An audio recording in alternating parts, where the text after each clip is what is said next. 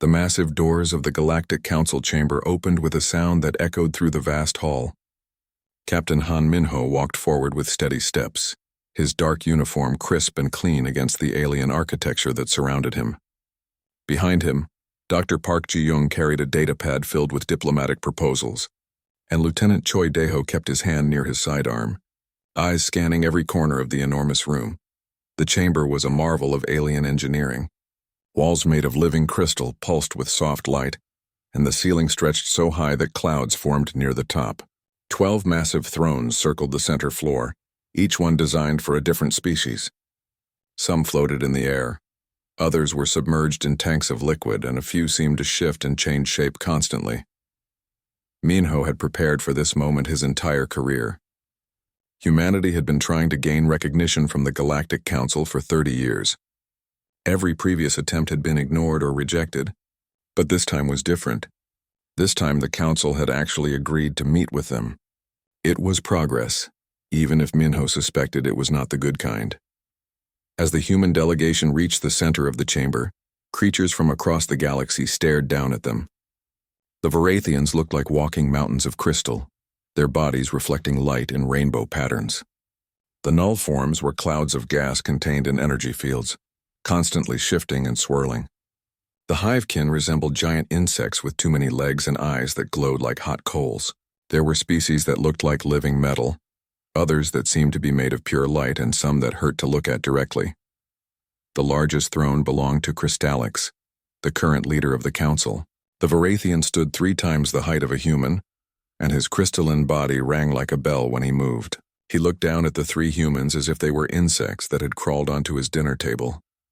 Humans. Crystallix's voice boomed through the chamber, translated into 1,000 languages simultaneously. You have requested this audience. Speak quickly.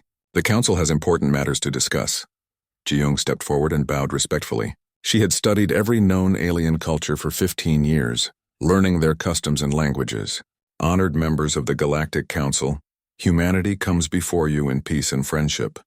We seek recognition as a spacefaring civilization and request territorial rights to the systems we have colonized. We also wish to establish trade agreements and cultural exchanges. A sound filled the chamber. It took Minho a moment to realize what it was. Laughter. The aliens were laughing at them. One of the hivekin leaned forward, its mandibles clicking together in amusement. Territorial rights? You claim 3 small colonies on dead worlds at the edge of civilized space. You have no fleet, no power, no technology worth mentioning. What makes you think you deserve a voice in this council? Ji-young maintained her composure, though Minho could see her jaw tighten slightly. We may be young compared to your civilizations, but humanity has made remarkable progress. We have developed unique technologies in medicine, agriculture, and energy production. We have art, music, and literature that could enrich galactic culture. We have much to offer. You have nothing. Another voice cut through the air. This one came from a creature that looked like liquid shadow given form. Your worlds are primitive. Your ships are slow. Your people are violent and chaotic. You fight among yourselves constantly. Why would we allow such a species to spread further into the galaxy? Minho watched as his diplomatic companion tried again and again to make their case.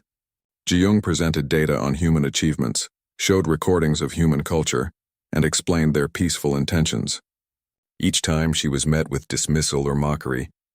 The council members interrupted her, talked over her, and occasionally just ignored her completely to discuss other matters among themselves. Hours passed. The light in the chamber changed as the station orbited the planet below.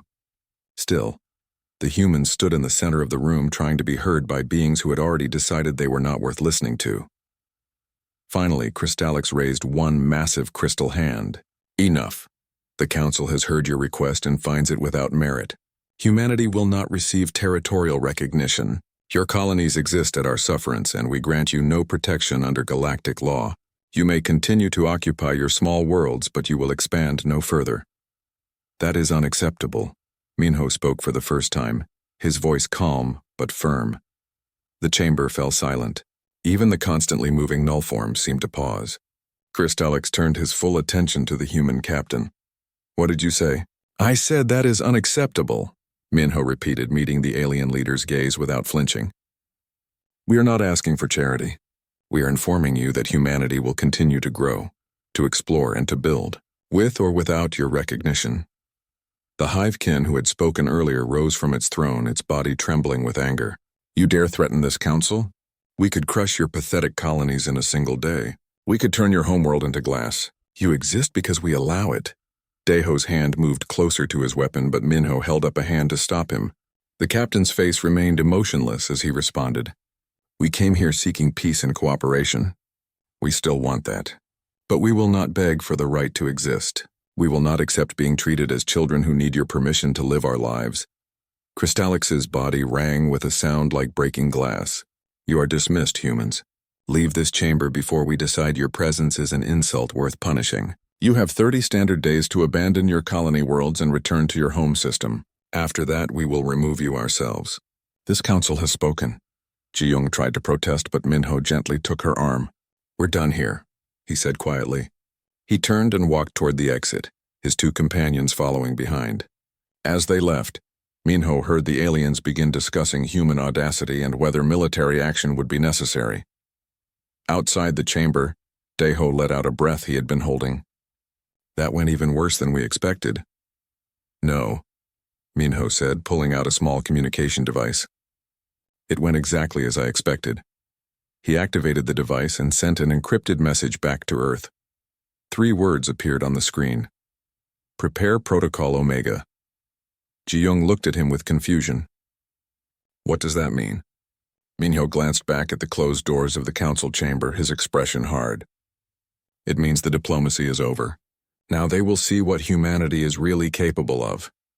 He started walking toward their ship, and his voice was barely above a whisper. They think we are weak. They think we are nothing. In 30 days, every alien in this galaxy will learn how wrong they are. The shuttle descended through Earth's atmosphere, breaking through clouds that glowed orange in the sunset. Minho watched his home planet grow larger through the viewport, feeling the familiar pull of gravity as they approached. Beside him, Ji-young stared at her hands, still processing the humiliation they had endured at the council station. They treated us like insects, she said quietly. Like we were nothing. They did, Minho agreed. And that was their first mistake. The shuttle did not land at any of the public spaceports where news crews waited to hear about the diplomatic mission. Instead, it flew to the dark side of the moon, where a crater had been converted into something the public knew nothing about. Luna Station 7 existed on no official records. Its massive doors opened to swallow the small shuttle, then closed behind them like the mouth of a beast. Admiral Yoon Seojin was waiting when they stepped off the shuttle. She was a woman in her 60s with gray hair cut short and eyes that had seen more battles than most people could imagine. She wore a uniform without any insignia, as anonymous as the station itself. I received your message, Seojin said, shaking Minho's hand. Protocol Omega is active. Come with me. All of you. They walked through corridors carved from lunar rock, passing through security checkpoints that scanned them in ways that made Daeho's skin tingle. Finally, they entered a massive hangar that made Ji-young gasp in shock. The space was enormous, easily 5 kilometers across, but what filled it was beyond anything she had imagined. A ship hung suspended in the center of the hangar, held by massive clamps and surrounded by construction platforms. It was beautiful and terrifying at the same time. The vessel was shaped like a blade, sharp and purposeful. Its hull was dark gray, covered in armor plating that seemed to absorb light rather than reflect it. Weapon arrays bristled along its surface, and its engines were so large that a small building could fit inside each one. The ship dwarfed everything around it, making the workers on the platforms look like ants. Meet the ANS Indomitable, a new voice said. A woman in an engineering uniform approached them, wiping grease from her hands. I've spent the last 10 years building her. Kim Hyejin, Seojin introduced her, chief designer and lead engineer of Humanity's Defense Initiative. She knows this ship better than anyone alive. Hyejin smiled, though her eyes were tired. The council thinks we are primitive and weak. They have no idea what we have been doing for the past 50 years. Seojin led them to a conference room overlooking the hangar. Through the window, the Indomitable dominated the view. The Admiral activated a holographic display that showed images and data. This started 5 decades ago, Seojin began. Our first deep space probe encountered an alien ship. They fired on us without warning, destroyed the probe, and we realized something important. We were not alone in the universe, and we were not safe.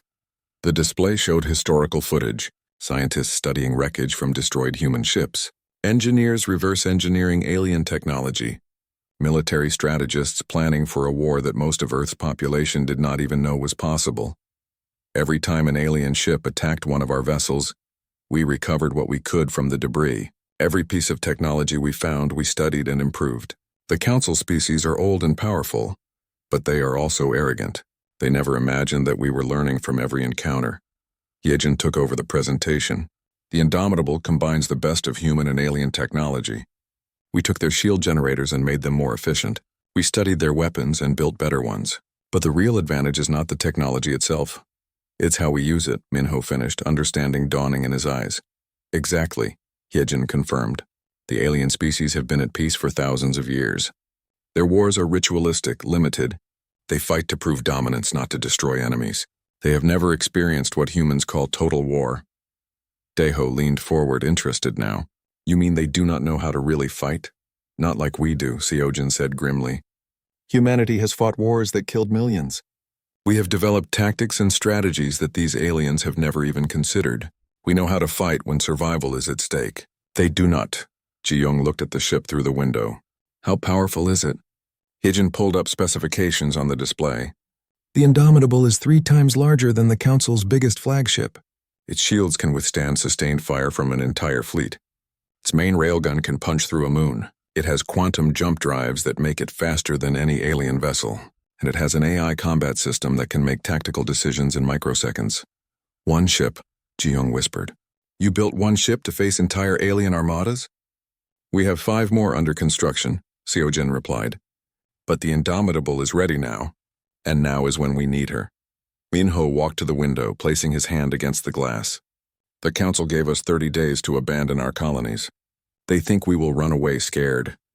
Instead, we are going to show them that humanity does not run, Seojin said. Captain Han Minho, I am assigning you command of the Indomitable. You will select a crew of 300 from our best personnel. You will take this ship back to the Council station, and you will make them understand that we are not prey. We are not weak. We are humanity, and we have teeth. You want us to fight them? Ji-young asked, worried. No, Minho said, still looking at the ship. She wants us to make them too afraid to fight us. There is a difference, Seojin nodded. The best victory is the one where you never have to fire a shot. But if they force our hand, the Indomitable will show them what human warfare looks like. I want you to give them a choice. Recognize us as equals or face the consequences. Daeho grinned. I volunteer to be security chief. I am coming too, Ji-young added, surprising everyone. If there is any chance for peace, you will need a diplomat aboard. Over the next week, Minho assembled his crew. He chose pilots who could fly through asteroid fields blindfolded. He selected gunners who could hit a target from 1,000,000 kilometers away. He recruited engineers who could repair critical systems while under fire. Each person he chose understood what they were being asked to do. On the day before launch, Hyejin found Minho on the bridge of the Indomitable. The ship's interior was as impressive as its exterior. Displays covered every surface, showing data and tactical information. The command chair sat in the center, surrounded by stations for navigation, weapons, engineering, and communications. I need to tell you something, Hyejin said seriously. The Indomitable's weapons are more advanced than anything the galaxy has ever seen. Just having them might be considered an act of war by some species. Will they work? Minho asked simply. They will work, Hyejin confirmed. If you fire them, entire fleets will burn. Planets could be destroyed. I built this ship to protect humanity, but I am terrified of what it can do. Minho sat in the command chair for the first time. It felt right, like it had been made for him. Then we will make sure we never have to use its full power. But the aliens need to know it exists. They need to understand that threatening humanity is a mistake they cannot afford to make. The next morning, the Indomitable launched from Luna Station 7. Earth's population watched in confusion as an enormous ship they had never seen before appeared in their skies, and then vanished in a flash of light as its quantum drives engaged. Admiral Seojin watched from the control room as the ship disappeared. She had given Minho one final order before he left. Show them what humanity can do, but pray you never have to prove it.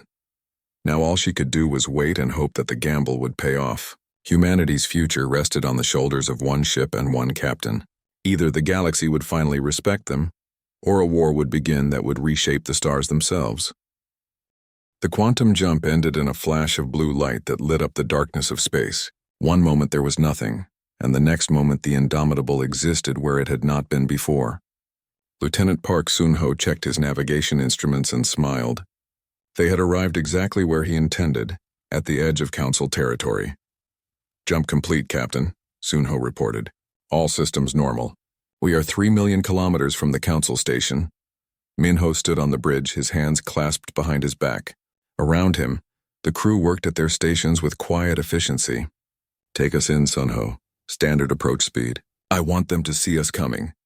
"Yes, sir," Sun-ho replied, adjusting their course.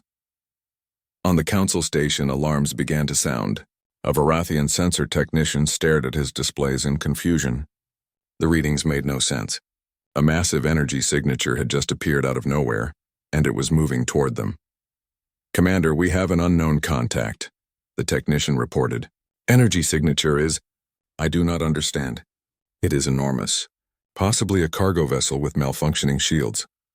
The station commander, a member of the hive kin named Black Mandible, clicked his mandibles in annoyance.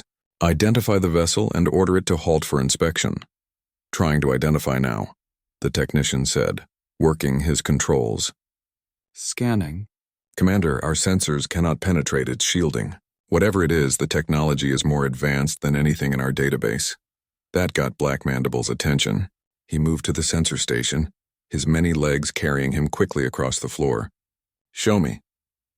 The display showed a shape moving through space surrounded by an energy field that deflected their scanning beams. As it came closer, more details became visible. Black Mandible felt something he had not experienced in years. Fear. "How large is that ship?" he asked quietly. The technician recalculated. "Commander, it is 3 times the size of our largest flagship. And still approaching. Sound general alert. Get me the council chamber immediately." In the vast council chamber, Crystallix was discussing trade routes with several other members when Black Mandible's hologram appeared in the center of the room. "Forgive the intrusion." "Honored, Crystallix, but we have a situation.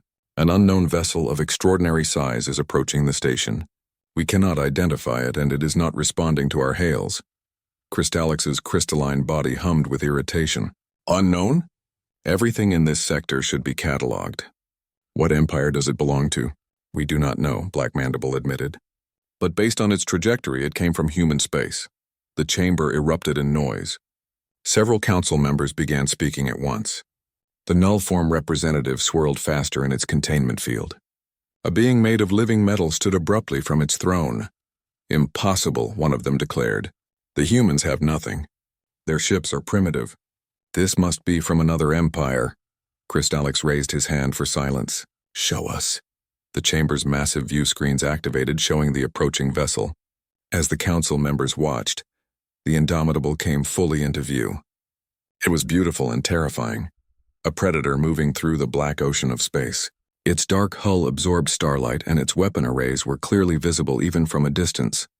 For the first time in council history, the chamber fell completely silent. "That is a human ship."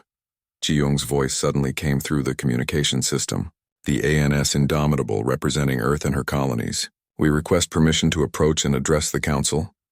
Crystallix found his voice, though it cracked like breaking glass. "You will halt immediately and submit to inspection. You are entering restricted space with an unauthorized military vessel."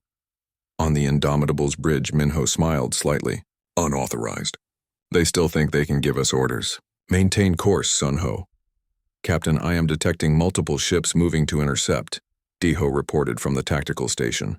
"Hivekin battle fleet. 20 warships forming a blockade pattern. Let them come," Minho said calmly. "Ji-young, send another message. Tell them we are here for peaceful dialogue, but we will not be stopped." Ji-young activated the communication system. "Council station, we repeat our request for peaceful dialogue. We have come to discuss humanity's place in the galaxy. We hope this can be resolved without conflict." Black Mandible's fleet formed a wall between the Indomitable and the station. The Hivekin commander opened a channel, his voice full of arrogance. "Human vessel, you are ordered to power down your weapons and prepare to be boarded. Failure to comply will result in your destruction." Minho walked to the main view screen, looking at the alien ships that surrounded them. They were impressive by galactic standards. Fast, well-armed, with shields that had protected them in countless minor conflicts. But Minho knew something they did not. They had never faced an enemy that truly wanted to destroy them. All hands to battle stations, Minho ordered quietly. Shields to maximum. Weapons remain cold but ready to activate on my command. Sunho, position us between their fleet and the station. Sir, that will make us an easier target, Sunho pointed out. I know, Minho replied. Do it anyway. I want them to understand something. We are not here to hide or run away. We are here to make a stand. The Indomitable moved forward with surprising grace for something so large. It slipped through the blockade formation like a shark moving through a school of fish. The Hive kinship scrambled to adjust, but Sunho was too fast. Within minutes, the human battleship sat between the alien fleet and the council station. On every ship in every Empire's space, sensors tracked the movement. Military commanders watched in disbelief. The humans had just positioned themselves in the worst possible tactical spot, where they could be surrounded and fired upon from all sides. It made no sense, unless they were not worried about being fired upon. In the council chamber, Crystallix stared at the view screen. The Indomitable hung in space like a silent promise. Its weapons were not powered, but somehow that made it more threatening. It was like watching a sleeping dragon and knowing it could wake at any moment. They came back, a Nullform member said quietly. After we dismissed them, threatened them, gave them an ultimatum. They came back with this. It is one ship, the Hivekin representative insisted. One ship against our thousands. Black Mandible, disable it. Show these humans what happens when they challenge the council. Black Mandible hesitated. Every instinct he had developed over decades of military service was screaming at him that something was wrong. The human ship should be trying to escape or hide. Instead, it had positioned itself like it was protecting the station. Like it was daring them to attack. Commander Black Mandible, Crystallix's voice came through. You are ordered to fire a warning shot across their bow. Show them we are serious. Black Mandible gave the order. One of his ships fired a plasma blast. A bright green bolt that streaked across space. It passed within meters of the Indomitable's hull, close enough that it should have made them nervous. The human ship did not even move. No response, Black Mandible reported. Their shields did not activate. They allowed the shot to pass. Then they are either insane or incredibly confident, another council member observed. On the Indomitable's bridge, Deho looked at his captain. Sir, they fired on us. I know, Minho said calmly. It was a warning shot, as expected. Open a channel to all council members. It is time they heard what we have to say. Jiyoung activated the broadband transmission. Every ship, every station, every council member would hear this. We did not come here for war. Minho's voice rang out across the system. We came for recognition. We came to be heard. We came to tell you that humanity will not be pushed aside, ignored, or threatened. We are here, we exist, and we will no longer accept being treated as lesser beings. One ship, Crystallix responded, his voice booming through space. You bring one ship and make demands? We have fleets that could darken your sun. We have weapons that could crack your planet. What makes you think you can threaten us? Minho's response was quiet, but everyone heard it clearly. We are not threatening you. We are simply showing you that threatening us is a mistake. Commander Black Mandible, your fleet surrounds us. 20 ships against one. If you truly believe we are weak, then attack. Show the galaxy what happens to humans who dare to stand up to the council. Silence fell across the system. Every eye, human and alien alike, turned to watch what would happen next. The standoff had reached its breaking point. Someone would have to act, and everyone knew that once the first shot was fired in anger, nothing would ever be the same again. Commander Black Mandible stared at the human ship through his view screen. Every military instinct he possessed was at war with his pride. The humans had essentially dared him to attack. His honor demanded he respond. But something about that dark, silent vessel made him hesitate. In the council chamber, the Hivekin representative was not so cautious. This is an insult to the entire galaxy. Black Mandible, you are ordered to destroy that ship immediately. Make an example of these arrogant humans. Other council members were not so certain. The Nullform representative swirled nervously in its container. Perhaps we should exercise restraint. They said they came for dialogue. They came with a warship, Crystallix countered, though his voice lacked its usual certainty. That is not how one comes for peace. Neither is threatening to destroy someone's colonies, a small voice interjected. It was a representative from one of the minor species, rarely heard in council debates. We told them to abandon their homes or face destruction. What did we expect them to do? Before the argument could continue, Black Mandible made his decision. His pride would not allow him to appear weak in front of the entire galaxy. He opened a channel to his fleet. All ships target the human vessel. Full weapons spread. We will disable it and board it. On my mark, 3, 2, 1, mark. 20 Hivekin warships opened fire simultaneously. Plasma bolts in green and blue streaked across space. Particle beams carved lines of light through the darkness. Missiles launched in volleys, their engines burning bright as they accelerated toward their target. On the Indomitable's bridge, alarms blared. Deho's fingers flew across his controls. Incoming fire from all directions. Multiple weapon types. Impact in 5 seconds. Shields holding. Chief Engineer Lee Borum reported from her station, routing additional power from secondary generators. Minho watched the incoming fire on the tactical display. It was an impressive barrage by galactic standards. Against any other ship, it would have been devastating. All hands brace for impact. The weapons fire reached the Indomitable and struck its shields. For 10 full seconds, the human battleship was engulfed in a storm of energy. Light flared so bright that automated filters had to protect the viewing screens of watching ships. Explosions bloomed across the shield surface like deadly flowers, and then the light faded. The Indomitable hung in space, completely untouched. Its shields shimmered slightly but showed no signs of weakening. Not a single shot had penetrated. Not a single system had been damaged. Shields holding at 97%, Borum reported calmly. Minor power fluctuation in grid section 4, but nothing significant. Deho looked at his captain with a grin. They are going to need to try harder than that. Across the system, on every ship and station, stunned silence reigned. Sensor technicians checked and rechecked their readings. Military commanders stared at their displays in disbelief. That level of firepower should have at least damaged the human ship. It had done nothing. In the council chamber, several members rose from their thrones.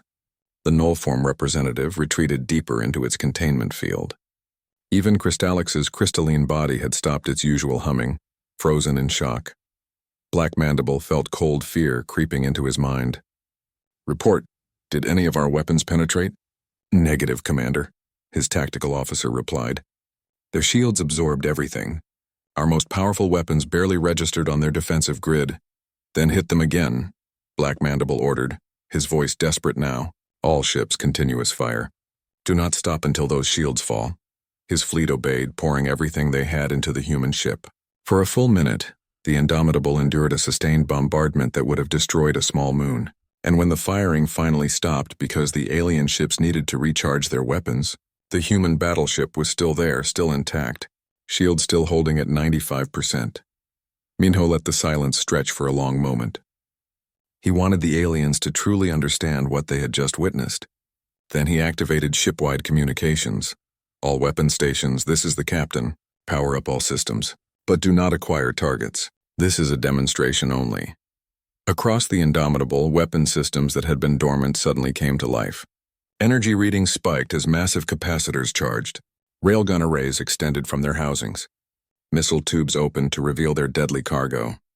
The ship transformed from a sleeping predator into one ready to strike. Every sensor in the system registered the change. Automated threat assessment programs upgraded the Indomitable from dangerous to catastrophic. Fleet commanders who had been confident minutes ago suddenly found their hands shaking. Captain, Deho said from tactical, all weapons are hot and ready. I have firing solutions on every ship in the system. Shall I engage? No, Minho replied. He stood and walked to the main view screen, looking out at the council station. Ji-Young, open a channel to all council members. Channel open, Captain. Minho spoke clearly and calmly. Members of the Galactic Council, you have just attacked a human vessel unprovoked. We have endured your assault without firing a single shot in return. We have shown restraint that your own forces did not. But we are not defenseless. We are not weak. And we are not going to run away. If you fire on us, you will start a war, Crystallix warned, though his voice trembled slightly. If we wanted to start a war, we would have returned fire already, Minho replied. We do not want war. We want respect. We want recognition. We want you to understand that humanity is not prey. We are not here to be bullied or dismissed. We are here to prove that we belong in this galaxy just as much as any of you. One ship proves nothing, the Hivekin representative insisted, though he sounded less certain now. Then let us prove it another way, Minho said. Sunho, identify the largest uninhabited object in this system. The navigation officer worked his controls for a moment. Sir, there is an asteroid approximately 3 million kilometers from our position. Mass approximately 15% of Earth's moon. No life signs, no resource value? Perfect, Minho said. Borum, prepare the main railgun. Maximum charge. I want everyone in this system to see what one shot from this ship can do. Sir, are you sure? Borum asked. Full power shot will drain half our energy reserves. I am very sure, Minho replied. Do it. The Indomitable's main railgun was built into the spine of the ship, running nearly its entire length. It was a weapon designed by human engineers who understood kinetic force in ways the aliens never had. The charge built slowly, capacitors filling with enough power to light a city for a year. Railgun charged, Borum reported. Target locked. Ready to fire on your order? Fire, Minho commanded. The railgun fired. There was no dramatic flash of light or explosion. One moment the gun was charged, the next moment it was not. A solid slug of ultra-dense metal, smaller than a human fist, was accelerated to a significant fraction of the speed of light. The projectile crossed 3 million kilometers in less than a second. When it struck the asteroid, the kinetic energy released was equivalent to a nuclear weapon. The asteroid did not crack or shatter. It simply ceased to exist. One moment it was there, a massive chunk of rock and metal that had orbited the system for billions of years. The next moment it was a rapidly expanding cloud of dust and debris. The shock wave from the impact was detectable on every sensor in the system. Seismographs on the nearest planets registered the event. The expanding debris field would be visible for years. Minho waited until the shocked silence had stretched for several seconds. Then he spoke again. That was one shot. One projectile from one weapon on one ship. The Indomitable has 48 such weapons. It has energy cannons that can melt through any armor. It has missiles that can track targets across light years. And humanity is building more ships just like it. He paused, letting that sink in. We came here for peace. We still want peace. But we will defend ourselves if necessary. We will protect our colonies. We will claim our place in this galaxy. You can accept us as equals and work with us. Or you can try to destroy us and learn what human warfare truly means. The choice is yours. In the council chamber, no one spoke. They had seen what one human ship could do. They had watched their best weapons fail against its shields. They had witnessed its power to destroy with a single shot. And they knew, with complete certainty, that everything had changed. Commander Black Mandible made the wisest decision of his career. All ships withdraw. Fall back to station defensive perimeter. Do not engage the human vessel unless directly fired upon. His fleet obeyed immediately, pulling back from the Indomitable like fish retreating from a shark. Other alien fleets that had been approaching kept their distance, unwilling to test themselves against a ship that had just demonstrated such overwhelming power. Minho returned to his command chair and sat down. Ji-young, inform the council that we are waiting for their response. Tell them we are prepared to wait as long as necessary, and tell them that we are not going anywhere. Daeho looked at his captain with admiration. Sir, I do not think they will ever underestimate humanity again. That was the point, Minho replied quietly. Sometimes the best way to avoid a fight is to show your opponent exactly what they would be fighting. Now we wait and see if they are smart enough to take the lesson. The council chamber had never been so quiet. For 3 standard hours, the representatives of 12 galactic civilizations sat in their thrones and said nothing. They watched the human battleship through their view screens, and it watched them back with the patience of a predator that knew its prey had nowhere to run. Finally, Krystallix spoke. His voice no longer carried the arrogance it had held before. The council requests that Captain Han Minho come aboard the station to address us directly. On the Indomitable's bridge, Minho received the message without surprise. Tell them I will come, but my ship remains exactly where it is, fully armed and ready. If anything happens to me, my crew has orders to respond accordingly. Ji-young looked worried. Captain, this could be a trap. They could try to take you hostage. They could try, Minho agreed. But they are not that stupid. They just watched their best fleet fail to scratch our shields. They know what would happen if they gave us a reason to actually fight. Daiho stepped forward. I am coming with you, sir. No arguments, Minho nodded. Borum, you have command while I am gone. If things go wrong, you know what to do. The chief engineer's expression was grim. I hope it does not come to that, Captain. But if it does, I will not hesitate. 20 minutes later, Minho and Daiho stepped off their shuttle and into the council station. They were met by an escort of Varathian guards who did not try to disarm them. The aliens led them through corridors filled with creatures from across the galaxy.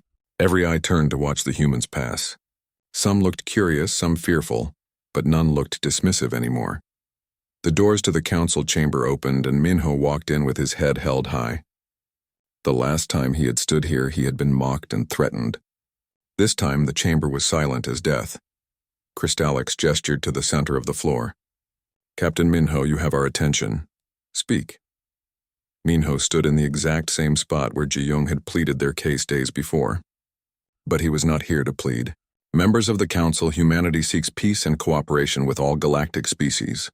We have no desire for conquest or domination. We want to trade, to learn, and to share in the wonders of this galaxy.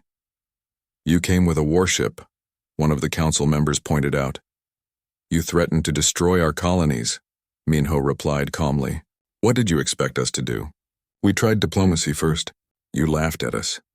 You dismissed us. You gave us 30 days to abandon our homes or face your fleets. Did you think we would simply obey? Several council members had the decency to look uncomfortable. The nullform representative spoke up. We did not know you had such capabilities. We believed you were primitive. You believed what you wanted to believe, Minho said. You saw what you expected to see. You thought because we were young as a species we were weak. That was your mistake, not ours. Crystallix leaned forward, his massive form seeming less intimidating now. What exactly do you want, Captain? What would satisfy humanity? Full recognition as a sovereign species with all rights and protections under galactic law. Territorial rights to our current colonies and room to expand. Trade agreements with any species that wishes to engage with us. A seat on this council so we can have a voice in decisions that affect us. And most importantly, respect. That is a great deal to ask, a council member said. It is a great deal less than we could take by force, Minho replied bluntly. Make no mistake. The Indomitable is just one ship. We have more under construction. We have the industrial capacity to build a fleet that could challenge any empire in this galaxy, but we do not want to. We would rather be friends than enemies. We would rather build than destroy. The question is whether you will let us. The Hive-kin representative rose, his body trembling. You speak of peace while holding a gun to our heads. No, Minho corrected. We are holding a gun to our own heads. If you force us to fight, we will. But both sides will pay a terrible price. Your fleets will burn. Our colonies will suffer. Millions will die. Is your pride worth that? Is our refusal to bow worth that? Or can we be intelligent beings and find a better way? Silence fell again. Then a voice spoke from one of the smaller thrones, a species that rarely participated in council debates. The human is right. We have been arrogant. We assumed that age meant superiority. We forgot that young species can be strong precisely because they have had to fight to survive. The humans did not have the luxury of peace for thousands of years. They developed in a harsh galaxy and they adapted. Perhaps we should learn from them rather than try to suppress them. That is easy to say when you are not the one being threatened. The Hive-kin representative snapped. Who is being threatened? The small species replied. The humans came with one ship. They defended themselves when attacked. They demonstrated their power without actually harming anyone. They could have fired on your fleet, Commander Blackmandible. They could have destroyed every ship that attacked them. But they did not. They showed restraint. Can we say the same? Murmurs spread through the chamber. Council members began speaking among themselves. Minho waited patiently, letting them debate. He had said what needed to be said. Now they would decide humanity's fate. After an hour of discussion, Crystallix called for order. The council will vote on humanity's request. Full recognition and membership, yes or no. Cast your votes. The voting took only minutes. When it was done, Crystallix announced the results. By a vote of 7-5 with one abstention, the council grants humanity full recognition as a sovereign species, territorial rights to current and future colonies within reason, and trade agreements as desired. Furthermore, Humanity is granted a seat on this council, with all privileges and responsibilities that entails. Minho felt relief wash over him, though he kept his expression neutral. The human race thanks the council for this decision. We will prove ourselves worthy of your trust. See that you do, Kristalik said. But Captain, the vote was not unanimous. There are members of this council who still view humanity as a threat. They will be watching you carefully. Any aggressive action will be met with immediate response. Understood, Minho replied. And those members should know that we will be watching as well. We have proven we can defend ourselves. We hope we never have to prove it again. The Hivekin representative stood once more. This is not over. My people will not accept this decision. We see humanity for what it truly is. A dangerous, violent species that will eventually threaten us all. Minho turned to face the alien directly. Your people fired on my ship without provocation. Your people demanded we abandon our homes. Your people are the ones who chose violence. We simply proved we could survive it. If that makes us dangerous, then perhaps you should ask yourselves why you fear strength in others. Before the Hivekin could respond, Kristalik intervened. Enough, the vote is cast. The decision is made. Captain Minho, you may return to your ship. The council will prepare formal documents recognizing humanity's new status. We will contact you within the day to discuss details. Minho bowed respectfully to the council, then turned and walked out of the chamber with Daiho beside him. As they walked through the corridors back to their shuttle, Daiho spoke quietly. Sir, the Hivekin are going to be a problem. I know, Minho replied, but that is a problem for another day. Today we won. Humanity has a place in the galaxy now. That is what matters. They returned to the Indomitable to find the crew waiting anxiously. When Minho announced the council's decision, the bridge erupted in cheers. Borum hugged Sunho. Ji-young had tears in her eyes. Even the normally stoic Daiho was grinning. Stand down from battle stations, Minho ordered when the celebration calmed. But maintain standard defensive posture. We are not out of danger yet. Over the next several hours, messages poured in from across the galaxy. Some were congratulatory, some were threatening. But all of them acknowledged that humanity was now a major player in galactic politics. Admiral Seojin's face appeared on the main view screen, calling from Earth. Captain Minho, you have done something remarkable. You have given humanity a future among the stars. The whole planet is celebrating. We did what we had to do, Admiral, Minho replied. But the hard work is just beginning. Now we have to prove that we can be responsible members of the galactic community. You will, Seojin said confidently. You have already shown them our strength. Now show them our wisdom. Come home, Captain. Bring the Indomitable home. You all have earned a rest. The Indomitable began its journey back to Earth, and as it moved away from the council station, alien ships gave it a wide berth. Some captains saluted as it passed. Others watched in fear, but all of them remembered. They remembered the day humanity arrived with a battleship that made their own fleets look like toys. They remembered how human shields had held against their best weapons. They remembered the asteroid that had been erased from existence with a single shot. And they remembered the quiet captain who had given them a choice between peace and war. On the bridge, Minho sat in his command chair and watched the stars. Beside him, Ji-young spoke softly. Do you think they will really accept us? Or will there always be those who see us as a threat? Both, Minho replied honestly. There will always be species that fear us, but there will also be species that want to work with us. Our job is to prove that the fear is unnecessary